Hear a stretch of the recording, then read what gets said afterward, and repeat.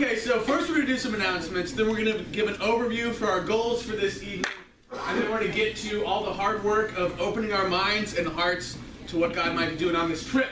So, announcements. First of all, as you no doubt know, we are going to Mexico. Yeah. There might be people who need paperwork that know in the back of their mind they were supposed to turn it in tonight, don't know where their original packet went, and feel like, gosh, if I could only get another packet, that would help me out a little bit.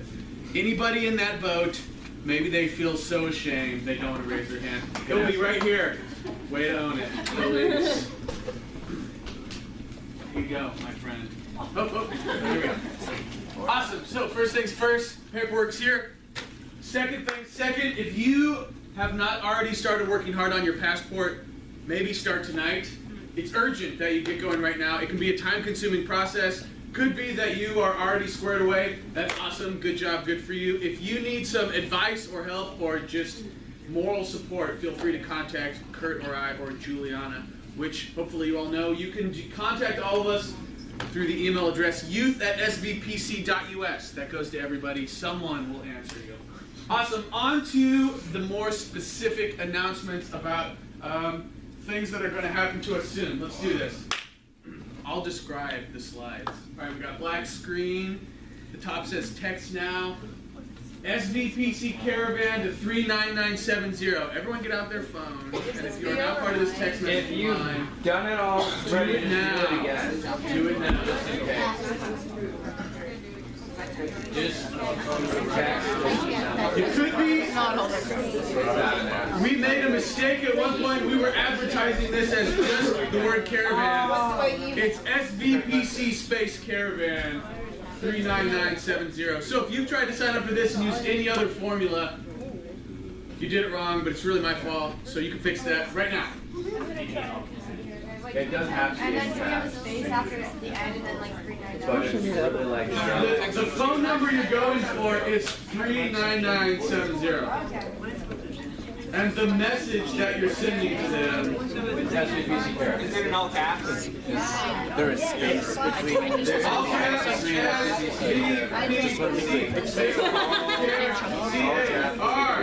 SVPCARVAN. Nope. R-A. We will take your money. V-A-N.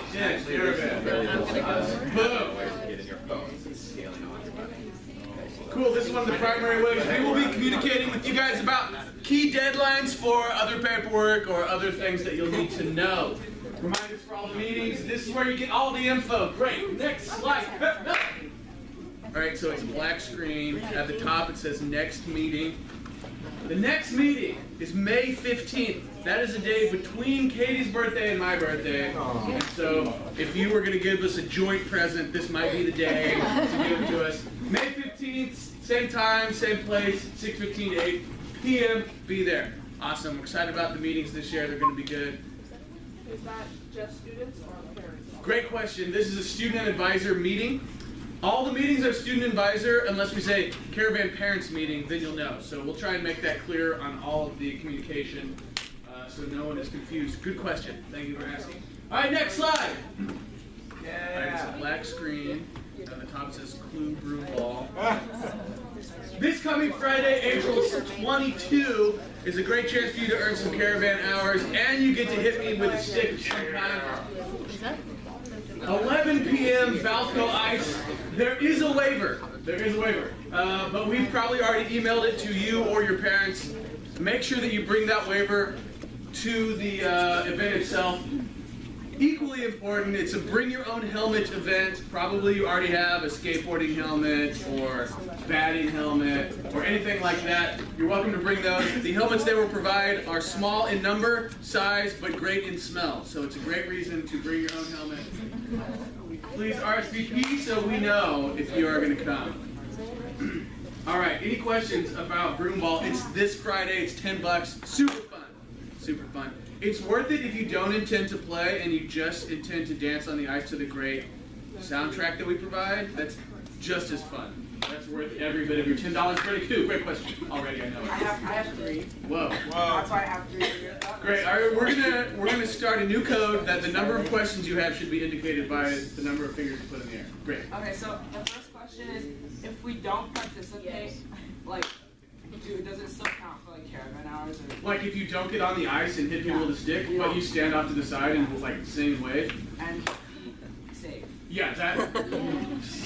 I wish I could tell you definitively that standing on the side was safer. I don't know if that's actually true. But yeah, if you show up to this in any way, you get your hour of caravan. Good question.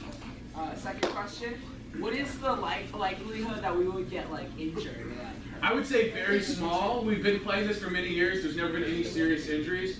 There are some bumps and bruises, I think, associated with like going outside in general.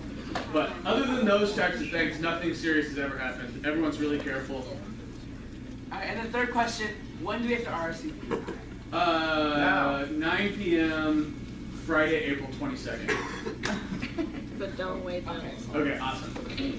All right, so generally we try and play games that seem a lot more dangerous than they actually are.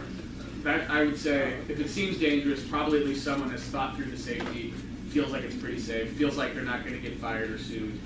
So, yeah, this is one of those things. Awesome. Nice hearts. You nailed that. That's good. Uh-huh. Wow. Okay, next. What we got going here? All right, Redwood Glen cleanup. Yes. Otherwise, work day. They have all kinds of projects going on. This is super fun. We've got a really awesome relationship with Redwood Glen. We've been having church camp there every summer for decades. So the date has changed. There's a traditional date that it's been. It's not on that date any longer. It's on May 21st. It's a great way to get a whole bunch of your caravan service hours from one event. So if you want to go, you can email bobstrider1@gmail.com. That's how you get signed up. And then you got to be here at church 7 a.m. on that day. Yeah, Nick Bennett. What day of the week is that? Great question. It's a Saturday morning. Okay. So theoretically, you might not have much going on a Saturday. But it's really fun. It contributes a lot to Redwood Glen, and it gets you like half of your caravan service hours. It's awesome. Oh, and all you can eat bacon that morning for breakfast. Yeah, there are meals involved, and the meals are tasty. So, yeah, it's good. Everyone who's gone on this, I think, has really enjoyed it. Oh, It's a we great got to use way. nail guns last year. That was really fun. Yeah, they got to use nail guns. It's worth it for the nail guns. You can feel the power. Like, we built a roof. It was awesome. Yeah. It was awesome. Were you supposed to build a roof? Okay, that's awesome too. All right, what else we got? Here's another. All right, it's black screen. It says 30-hour famine. 30-hour famine. Okay, 30-hour famine is another great way to get nearly all of your caravan hours. If you come to the remaining flash or clue, if you come to the remaining clues, you go on 30-hour famine and you do the Redwood Glen workday, then all your hours are covered. So pretty easy. If you want to sign up for 30-hour famine, you can talk to Kurt for more information. It's not too late at all to start fundraising. People signed up last year, the week before, and fundraised the $425 that sponsors one kid for 1 year. In 1 week. So if you want to do 30-hour famine, it's not too late to sign up. You can talk to Kurt Miller about it. What else we got? Kurt! It's nothing. Anything? Nothing? All right. Here's what we're going to do now. One of the things that I love about Caravan is that we imagine it to be both a service and a learning trip. And so we try and do things that expand like our perspective on the world. So one of the ways that we are approaching Caravan this year is that in our preparation, we're thinking about this one verse all the way along that is repeated in each gospel. It says, love the Lord your God with your body, your mind, and your soul. And so we're trying to prepare for Caravan in each meeting in all three ways. Body, mind, and soul. So tonight we're going to play a game later that will hopefully help you build relationships. That's part of your bodily activity, is being in quality relationships with each other. Part of what God will be doing is building new and more awesome relationships among us on this trip. So we'll play some games later where we can learn some names and work as a team. That'll be great. They are ridiculous.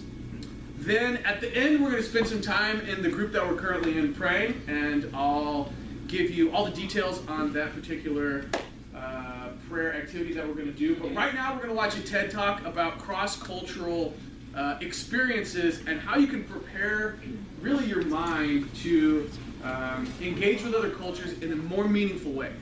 I think a lot of people, when they travel to different countries, have the same experience that's like equal and opposite, profound observations that you're so much like the people in other countries and you're so different from them.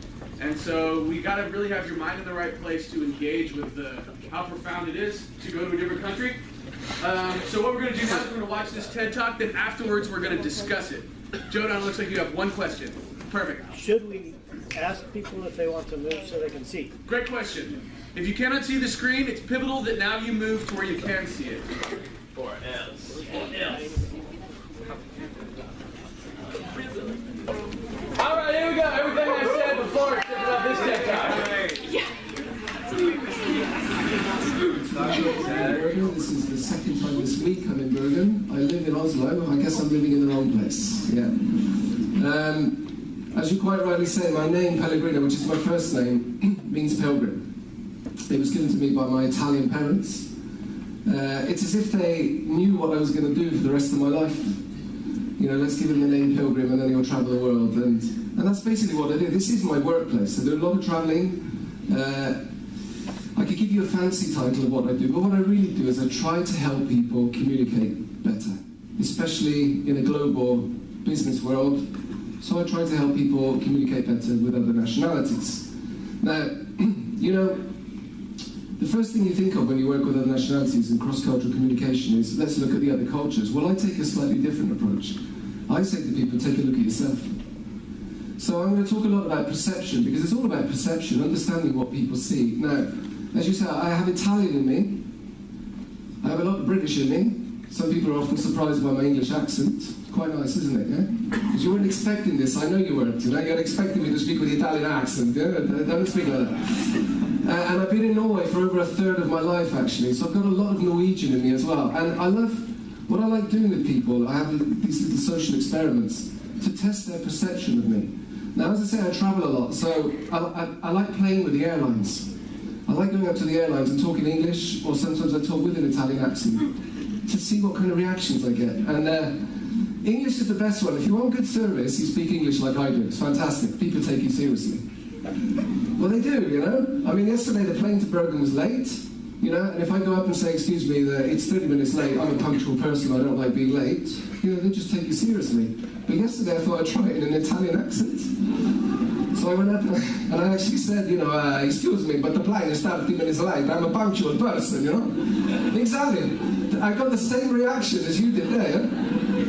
And this is one of the problems of working with other nationalities. You know, people see what they want to see, and they don't always see what you see. And this is one of the challenges. Now, just before we get into it, culture. Let's look at culture. Culture, my definition of culture, and I know this doesn't cover everything, but let's keep it simple. I usually do 2-day workshops on this. I've got 18 minutes. A system of behaviour that helps us act in an accepted or familiar way. Keywords there, accepted or familiar. We're basically doing things which are accepted in our social group and which are familiar. So a lot of my work is actually explaining Norwegian behaviour to other nationalities. So I'm constantly looking for this sort of, can we describe a Norwegian in a nutshell? And I think I found it. I found this fantastic text on the internet. I want you to read it with me. It's worth reading, yeah? If you were to use a colour to describe this person, he would have to be green. He lives in isolation in his home, a place he best describes as his and cosy. However, he's not the most receptive of people when it comes to visitors. Okay? Typical Norwegian. He is somewhat primitive, but he is honest, straightforward, and all he really wants in life are the simple little pleasures like peace and quiet. Do you recognise any of this? There are some key words that kind of, can you see that? They jump out at you. And you think, okay, it's a stereotype, but a lot of this is a bit true. And I show this to Norwegians and they kind of nod, yeah, okay, I'll give you that one. And then I surprise them, this is a description not of a Norwegian, but of a Hollywood film star.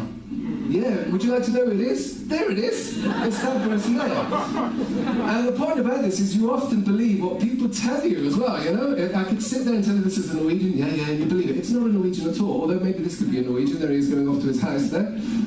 But there are many words in there which are accepted and familiar. Accepted and familiar. Now, another accepted and familiar thing about Norwegian life is the Norwegian forest. I live in the Oslo area, it's all forest. And working across borders is basically, you know, not accepting completely that your assumptions are the assumptions of others. I mean, that's logic, you know, common sense. And the Norwegian forest is a good thing, isn't it? Norwegians in the room. It's all good. It's fresh air, it's nature, it's elks, it's skiing, it's fantastic. Well, that's what my wife thought the first time my father visited us in Norway, because she thought we would do something nice. So my wife asked my Italian father, would you like to go for a walk in the forest? And my father looked at her and said, why? And I had to explain to my wife that you can't say to it, if you say to another Italian, hey, you and me, we go for a walk in the forest, that means something else. You don't do that. But how can you know that, you know? Because, you know, how could she know that? Accepted and familiar. You know, at the time we went for a drive. We went for a drive with my father, taking photographs, you know, that he wants to show his friends. And the road is kind of bumpy, so he says to my wife, could you slow the car down, please? Stop the car, I want to take a proper photograph. And my wife says, but Mr. Riccardi, there's nothing here. And he looks at her and he says to her, I know, I never seen nothing before, but you know. What was amazing with this is we're looking at the same pictures and we're using completely different words to describe it. And this is the challenge of working across borders. We've got different ideas of accepted and familiar. Here's what's accepted and familiar to me when I queue. I was raised in the UK, we are the world champions of queuing, waiting in line. And you know, aren't we? We're fantastic, yeah? You know, if you're waiting in line in a supermarket in the UK, let's say there are 10 people waiting in line. And we're all getting a bit impatient, you know, because we're all waiting in line. And then they open a new cash register. Do you know what will happen in the UK? The first 4 people, they won't move, they'll stay in the queue. The next 6 people will move to the next cash register in more or less the same order. And they kind of check with each other. And if they open another cash register, the same will happen. It's like a formation dance. It's fantastic, eh? Would the same happen in Norway? No. What would happen if they shout out in Norwegian is ledig kasse, which is available cash register? What happens? Everybody goes for it. It's first come, first served. Isn't that what's accepted and familiar? Now, the first time that happened to me, I was shocked. And I said some not very nice things about Norwegians. But, you know, you've got to dig a bit deeper to find out, why do Norwegians do that? Why are they running for that cash register? Why is it a free-for-all and first come served? I think it's got to do with this. What, they say? This is the King of Norway on a train in 1973, that guy in the cap on the right. This is equality. And I think the queuing system in Norway is all about equality. First come, first served is about equality. And it's the ability to dig under the surface and find out what the underlying values are. That's how you know how to communicate with people. And this thing with equality is really important in Norway. It's the reason we're so laid back with each other. We don't bother with titles. We dress casually. It makes a fantastic business environment, actually. Doesn't it? But sometimes this can take you a little bit by surprise. And in those situations where you feel uncomfortable or irritated, we have a tendency to jump to the negative conclusions rather than the positive conclusions, you know? And I mean, I travel all over the world. And I know you're not supposed to, this isn't an advertisement for the airlines, but it's Scandinavian Airlines, and it's Lufthansa, and it's Singapore Airlines. And everybody knows that Singapore Airlines has the best service. Why? Because they have a whole lot more hierarchy in their societies. And therefore, when they serve you, they serve you. And Singapore Airlines staff, I don't know if you've ever been on the Singapore Airlines flight, but you just from the moment they welcome you, they look like they're going to serve you, don't they? I mean, it's just the body language. It's like anything for you, sir. Now, if a Scandinavian Airlines person did this when you came on, yeah, exactly, you would get suspicious, wouldn't you? What's going on? Because it's not accepted or familiar. That's it, you know? This is what it's all about. So this is how we do it. And look at the space. Space is important. Nobody's touching. And if you go to somewhere like Finland, that space becomes even more. Can you see that? Fantastic. And look at the way they queue in France. There's nothing like the way I'm used to queuing. And it's different every day. It's never the same. And in some cultures, you need a bit more motivation to stand in line. And this is my favourite one. This is fantastic. Look at this. Look. Isn't that great? They're all different. We're all doing the same thing in slightly different ways. Now, how do you get across borders? How do you navigate through this? Because you can't learn all the codes. It's impossible. Here's a tip. This is what I'm really passionate about. Curiosity. I am, have been, always will be a curious person. Curiosity gets you through a lot of things. I believe you can ask any question to anybody about just about anything, provided you do it with curiosity. That's it. And curiosity is a great thing now. I've got 3 kids. Kids are the most curious creatures on the planet. A recent survey I read, I don't know if I believe this, but I have to quote it. Apparently 4-year-olds will ask up to 390 questions per day. 82% of those questions will be to mothers rather than fathers. You know why? Because when the kid goes to the father, what does the father say? Go and ask your mother. Curiosity is so important, you know, and I remember the time, you know, one of the most difficult situations I had, I was having a meal in Helsinki in Finland, and I was sitting there, and the thing is, Italians, when we eat, we talk. We have to talk, actually. We eat and we talk, we eat and we talk, and we're not alone on that, actually. There are many cultures that do that. Finns, on the other hand, don't have to talk. They can talk, but they don't have to. So I'm sitting next to this thing, and I'm trying to be curious and create conversation. And I thought, okay, small talk. The rules of engagement of small talk. Rule number 1, ask a simple question. Curious, simple question. Rule number 2, listen to the answer, pick out a word, follow up that word. It's really simple, actually. So I was there, and this quiet Finn was sitting next to me, and I turned to him and I said, so have you lived in Helsinki all your life? And he looked at me a little strangely and he said, not yet. Moments like this, you know, which word do I follow up on? Not yet, you know? They really challenge your curiosity, but you've got to be curious, and it's really simple. Do you know what it is about the Nordic cultures? It's all about economy of language. You know, Italians use loads and loads of words to say very, very little, actually. In the Nordic countries, it's different. It's the opposite. It's minimum words, maximum message, right? So where I was raised in the UK is also lots of words, by the way. Look at this. Excuse me, may I just interrupt you for a second? That's 10 words. That's way too many words. The Norwegians managed to do this in one word. Now that's what I call economy of language. What's the word? Look at this. Yeah, dude, that's it. Here's another example. Look, sorry for bumping into you like that. Terribly clumsy of me. That's way too many words. The Norwegians do it in one word. Ready? There we go. It's fantastic, eh? And my favourite, and you know the answer. Sorry, I didn't quite catch what you just said. Well done. Ha, one word. Now, the first time I heard that, I just heard this, you see. I've got 3 kids now. I go,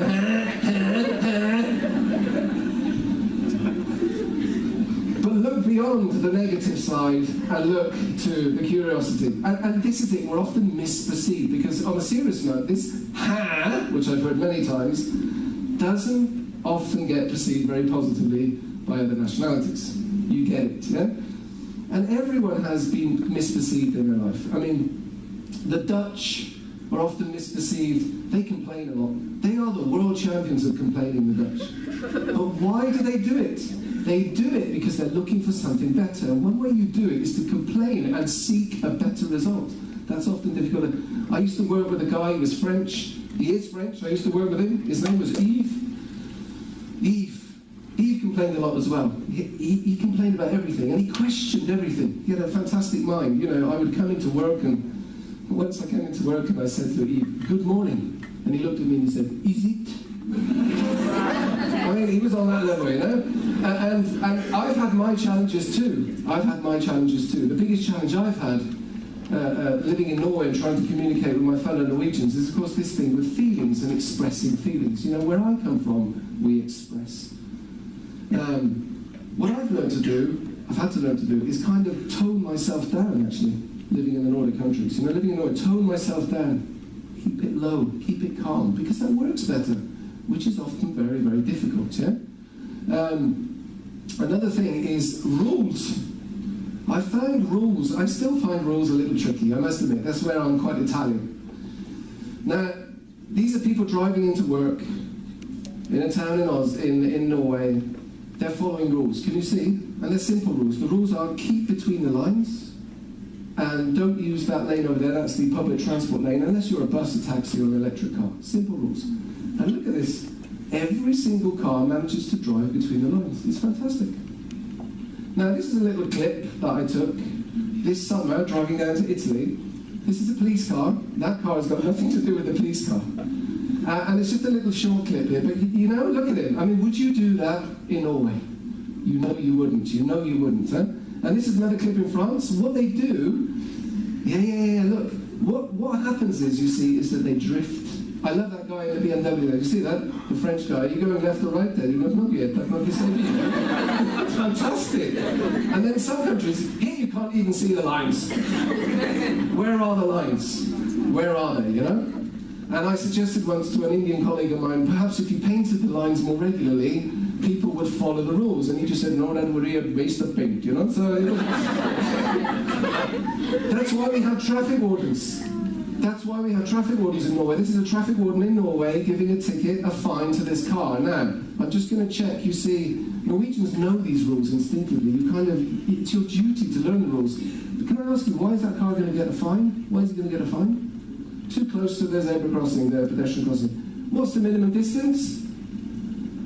People mumbling 5, 4. You know this stuff. It's like a stupid question. So the day I parked my car in Oslo, let me just explain what's going on. You see, the line goes under here and then underneath the wheel. This is no parking. I was in a little bit of a hurry. And my wife said to me, I think you should move the car forward a little bit. I said, why? Just move your car. You'll get a fine. Why? Just please move your car. You could see she was really uncomfortable, you know? And this irritated me. I thought, I haven't got time for this. Let's go. So I left. Okay. And this is especially for the Norwegians in the room. Did I get a fine? Do you feel sorry for me? No. You get no sympathy. No sympathy whatsoever, you know? It's a simple bloody rule. Follow the rules, you know? Now, Italians believe that the power of speech, the power of persuasion, is your most important tool in life.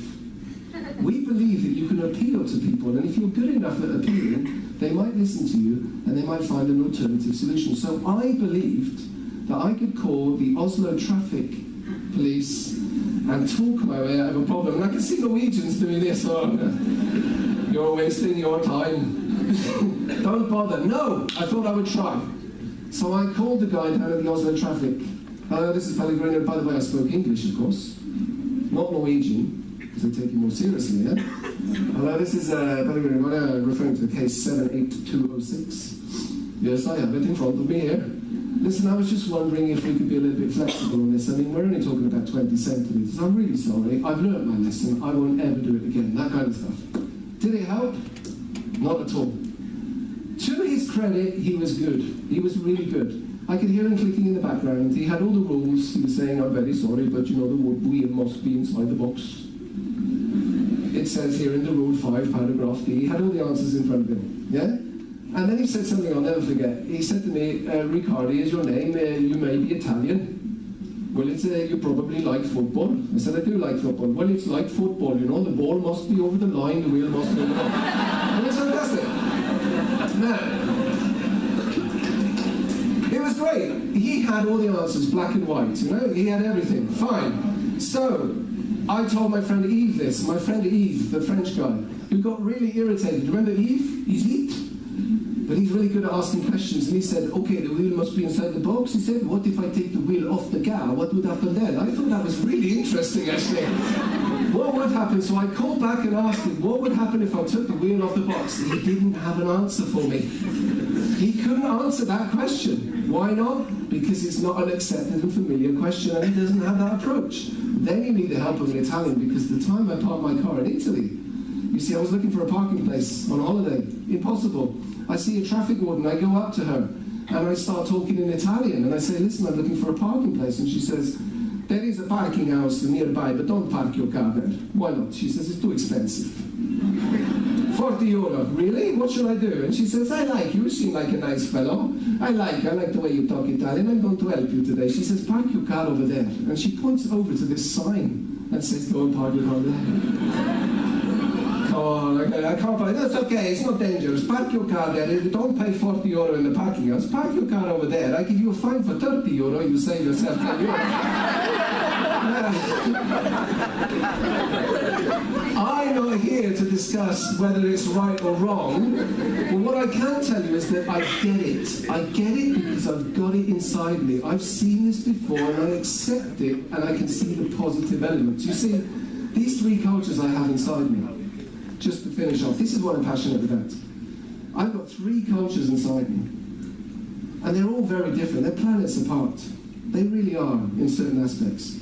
But you know what I try to do on a daily basis, especially with my kids? I try to take the best of all three. Take the best of all three and try to merge them into one new culture where you take the best of all three. Across borders isn't about going across borders in my mind. It's about extending your borders and creating new ones around us. And you know what? If you can create a new culture where you take the best of all three, like I tried to do, and it's not easy, guess what? That's when you create what we call a global mindset. And I believe this is what makes the world go round. Thank you very much. All right, awesome. We're going to reconvene in our groups, so find your color, and then we'll have about 10 to 15 minutes to discuss some of the excellent content from that video. So find yourself in the circle. All right, here we go. Awesome. So, I don't know who plans these meetings, but we are running way behind, and so we're going to save our awesome game for next meeting. We'll make it better. And we're going to jump to the good stuff, which is this. One of the most important ways that we can prepare for our caravan experience is for us to all be collectively praying for all the different parts of the trip. And so in years past, I don't know if we've done a very good job of that, but this year I want one of our emphases to be for us all together to commit to some kind of rhythm of praying for this trip and what God is going to do. So all of you should have one of these. We're going to talk a little bit about prayer, and this is like a helpful prayer guide. You can take it home, you can put it under your pillow each night before bed. You can get into the rhythm of praying for the stuff on this list. And then there's a little bit of a more participatory part that we'll get to in a second. But first I just want to talk a little bit about prayer itself. I think there's a little bit of a misnomer that prayer is like we ask God for stuff and He delivers the goods. And I wish prayer was like that, and sometimes it is like that, but mostly it's not like that at all. Mostly prayer is this: spending time with God so that you can be shaped by it. Maybe you have that friend, maybe you've heard me say this before, maybe you have a friend, you spend so much time with them that you start to say the same things, you talk the same way. The same is supposed to happen in our life with God, that as we pray, as we spend time with God, we are transformed to think and sound a little bit more like Jesus. And so Jesus invites us to find ourselves like in this rhythm of prayer every day or every week with friends or some type of rhythm so that as we spend time in God's presence, we can be changed by it. I've always been really troubled by this quote from Martin Luther. He said this: "I'm way too busy to not pray 3 hours a day." I'm way too busy to not pray 3 hours a day. And on the one hand, I've always thought like, wow, it would be cool to live this exciting life where you felt like, I just have to be praying or I can't make it. And then also it's like 3 hours is too much for me to imagine doing that. Maybe that's how you felt too. Sometimes I feel like 3 minutes is too much. I'm like, I'm going to sit down and pray for 5 minutes and I do not make it to the end. Maybe you have been there too. But one thing that is really powerful for me is not imagining myself to like have these really awesome, powerful moments in prayer, not to go for 3 hours, but I want to learn to pray. And I think that that is one of the misconceptions about prayer. It's like hanging out with your friend. It's like something that you have to learn and get good at a little bit. And so there's this passage that I always come back to. Here's something that I think we all feel. It's easy to feel like you're not interested in prayer, or maybe you're bad at it. Maybe you felt that. Maybe you felt like, I think I'm supposed to pray, but I'm not interested, or I feel bad at it. I have those experiences all the time. And in fact, I bet Martin Luther had those experiences. I think he probably worked up minute by minute to praying for 3 hours. And here's the key. Here's the key. There's this passage that I always think about when I'm feeling bad at prayer. I give up what I was praying for, and I start praying this prayer from Luke chapter 11. Once when Jesus was in a certain place praying, he was there with his disciples. As he finished, his disciples had been watching him, and one of the disciples approached him and came to him and said, "Lord, teach us to pray." I love it. It's so simple. When we imagine prayer to be just talking to God and spending time with him, we see that all the conversations that Jesus had with the disciples are prayers. Everything that the disciples said to Jesus is a prayer of some kind. And here we have one of the, I think, keys to have a satisfying prayer life. Is that sometimes when we don't know how to pray, we don't know what to pray, we simply pray, "Lord, teach me how to do this." It's okay to not know how to pray. It's okay to feel like You don't know how to do it, or maybe you're even bad at it, or maybe you're just not interested at all. The Bible gives us a great next step that we just have to ask, Lord, teach us to pray, to be open to learning from Jesus. And so this is what I hope we can all do together as we prepare to go on this trip. That we can be praying, Lord, teach us to pray, and that we can be praying together for everything we're going to experience on Caravan. So here's how this is going to work. I want everyone to think about this. How do you want to be changed by this trip? One of the things that the disciples learned is that Jesus is all about teaching and shaping, transforming and changing us. Our life with God should be one of growth and development. And so you might be thinking, how do you want to grow on this trip? And we've got a list of things that God can do in your life, or can do in our whole group on the back here. And so we'll take 5 to 7 minutes, and we'll put on some pretty quiet music, and we can all take a moment and pray and ask, God, how are you changing? How do you want to change me in this experience in Caravan? There's some Bible passages here associated with each one of these things on the back. And then on the front, you can write your name. It's a list of things to pray about, and the last one is to pray for yourself. And so whatever you decide on, maybe you want to learn more about prayer, or maybe as you pray about how you want to grow, you think, I need to maybe grow in my attitude. I've been there. I feel like my attitude has needed to grow, and so I prayed about it. So whatever you decide from the back of this, you can put the blank on the bottom of the front where it says you. It's got a big blank. So whatever your penmanship is, you can fit the one word here in this huge blank. And then I want you to take this home and put it in a place where you're not going to lose it, and I want you to think about it regularly and pray for the things on this list. So after you have done the portion where you have entered in the blank what you want to grow, how you want God to grow you, we're going to reconvene in your group, and then we'll go around, and there's a whole list of things to pray for. And so we'll just go in a circle. It'll be a thing where everybody gets to pray, and as we saw from the disciples, they prayed a really short prayer that was powerful. So your prayer doesn't have to be long. It doesn't have to be eloquent. It can be simply, Lord, help our evening meetings on Caravan, that you would be working in our hearts during them. It's all right here. The wording is right here from the card. Your prayer can be really simple. You can cheat a little bit. But this is like the first step of learning to pray, is that we have someone helping and walking with us. And what happens in this passage is that when the disciples say, Jesus, teach us to pray, we don't know how. Maybe some of the 12 disciples were thinking, we don't even really like praying. We used to be fishermen. We didn't sign up to be monks. We didn't sign up to do whatever it is you want us to do. We don't even like praying. Or maybe they thought, we're just not good at it. We used to be fishermen. We're just really not good at this.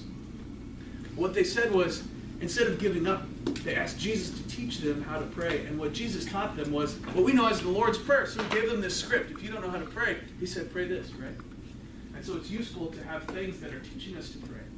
So I want, in all of our groups, we'll go around and you can say a really brief prayer. And then maybe the person, your group leader, can begin, and you'll just go in a circle. And at the very end of tonight, we'll close by having everyone pray a little bit. It can be really quiet. There'll be music going. And it'll be great. So we will all have prayed by the end of the night. So here's what's going to happen. Kurt's going to put on some beautiful music. We're going to take 5 to 10 minutes to read and pray through the list of ways you might want to grow on the back of this. Select one, write it on the front along with your name. And then at the end of 5 to 7 minutes, when everyone is finished, then everyone in your group will pray together. Does everyone have one of these cards and or a writing utensil?